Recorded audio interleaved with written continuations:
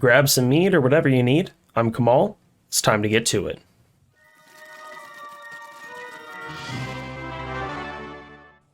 So what we're going to be doing today is looking at a Fire Druid. I was playing around with the shapeshifting and I realized that shapeshifting druids now are not fun. They've completely destroyed the attack rate, or not the attack rating, well, kind of. The attack speed. The rate in which you attack it doesn't feel good. It feels way slower than it should. I don't like it. Not a fan. So I instead moved some things around, and we are going to be looking at our Fire Druid. So, as per usual, we're going to be going over the stats, the skills, and then I'll show you an example kill down in Endurance of Hate level 3. We're going to go and kill the pre-council, the council that is the council mobs that are right before Mephisto, and then Mephisto himself. So sit back, relax, grab a drink, subscribe to the channel, and let's look at it. So as far as stats go, you're going to want to get 156 strength. If you go for the exact build that I have, you'll need 116 base. For dexterity, you need to have a minimum of 30 if you're using Mara's Kaleidoscope. If you're not, then you'll need 35. What you need is enough strength to wield a Monarch Shield, which is 156, and enough dexterity to wield a Flail, which is 35. And then all of the rest of the points put into Vitality. You will see this is the first build I've put out on the PTR where my resistances are maxed. How did I achieve that? So for the weapon, Heart of the Oak Flail, this goes +3 to all skills and then +40 to faster cast rate. You're a caster, it's helpful. Plus the 39 resistances is really, really good. The up and downside is the way that these skills work now. I don't know if the faster cast rate really plays that much of a role, but it's fine. We needed a Hoto for some other builds anyway, so there it is. For the helmet, we're going to be using a Flickering Flame Diadem.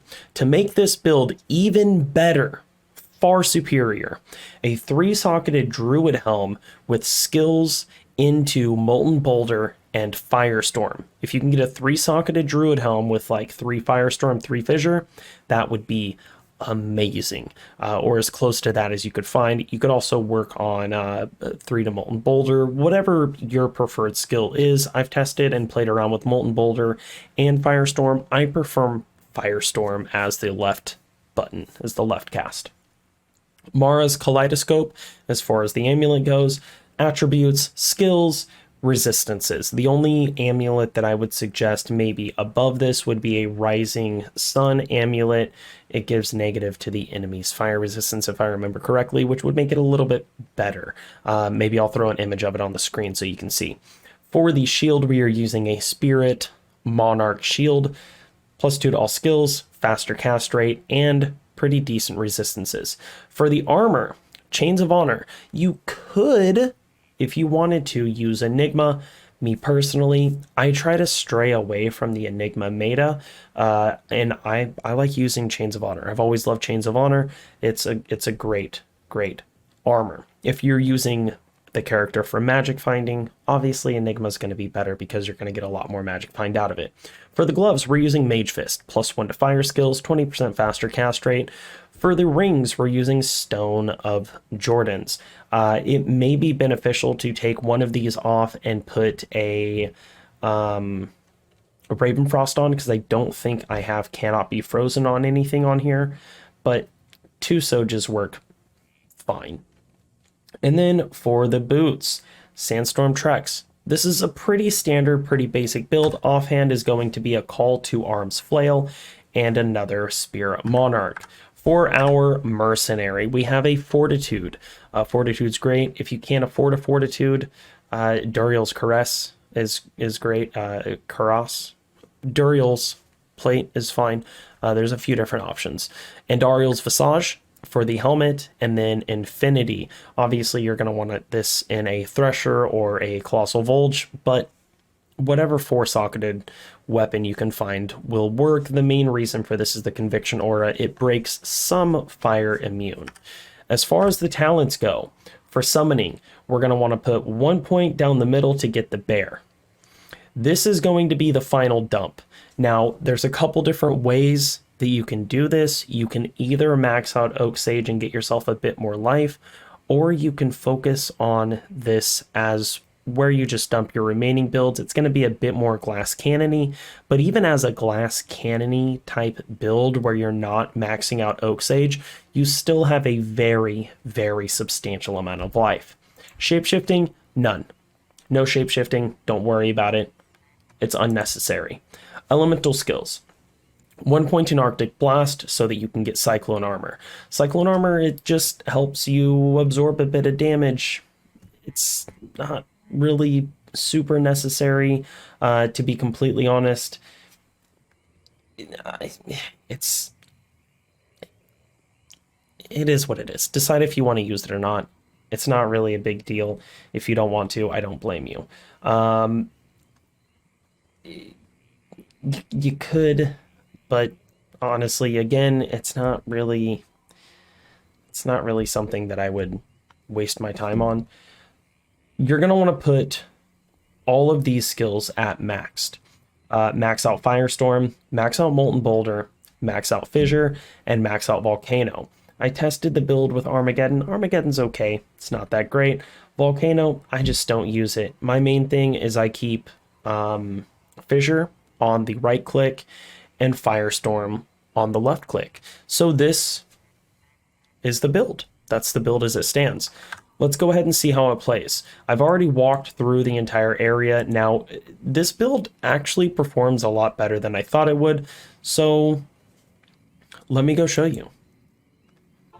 We'll go down here, make sure you buff yourself up, get your bear out, get your Oak Sage out, put your armor on if that's what you so choose.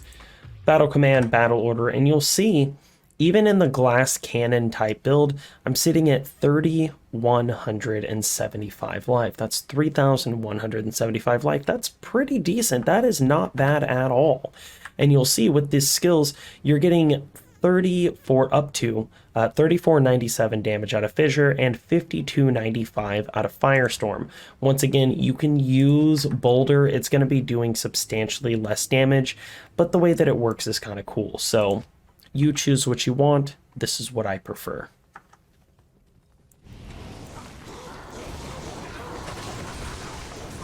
So, as you can see, it's pretty okay. He chunked away at my mana pretty heavily right off the start. That's fine though, we got him down. We'll kill these other guys. It is a pretty fucking strong build. I think that the game volume is up higher than I want it to be, so let's dial that down a bit. And I mean, it's tough as well. The Firestorm is incredibly strong. Like, incredibly strong. My bear's chasing him down. He wants to kill him. My bear's hungry. Oh. My bear does so little damage that he just can't do anything. So you saw it tore through that. We'll get to this guy. It's going to tear through this guy as well. Super quick. Now, let's kill Mephisto.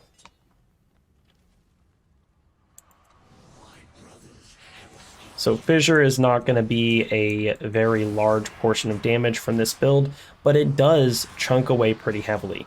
Now, as soon as I start casting Firestorm, he just melts. He melts so fast with Firestorm. This build, in my opinion, is a lot better than I thought it would be. I was not expecting the Fire Druid to perform as well as he does. So I would say definitely get out there and play around. Check it out. If you can find yourself the Druid helm like I was talking about, once again, that's a 3-socketed Druid helm, and you're going to want to try to get it with +3 to Fissure and +3 Firestorm if you can. If not, as close to that as possible, because that will just give you that much more damage. I mean, if it's going from 41 to 5,000, 29 to 33, with just having +3 to fire skills, imagine what it would do if you were getting 3 additional points on top of that to the main skills that you're using. Now, granted, it wouldn't be quite the same one for diminishing returns, as I'm sure that applies as you get higher, but also because you're not getting points into the synergies. Either way, though, I hope that you guys found this build entertaining, useful, fun, whatever. Check it out. Test it out yourself. Let me know in the comment section what you would do differently on this build, how you might think I would find it more fun. What kind of changes would you make if you were playing this build? And if you're playing when the ladder comes out and you find yourself a helmet for this build, can I have it? Let me have it, please. I'll take it. I'll take it off your hands. Just let me know. It doesn't even have to be 3-socketed. It can be no socketed. I'll go ahead and I'll socket it at Lars and we'll handle it that way. No, but for reals, guys, I hope, and gals, guys and gals, everyone, I don't judge. I hope that you enjoyed this video. I hope that you found it useful. Like I said, let me know down in the comment section below what kind of changes you would make to the build, how you would run it differently if you would, and what you think of it. I hope to see everyone in the next video, and yeah, I'm out. Like, share, comment, sub, all that good stuff. I'll see y'all later.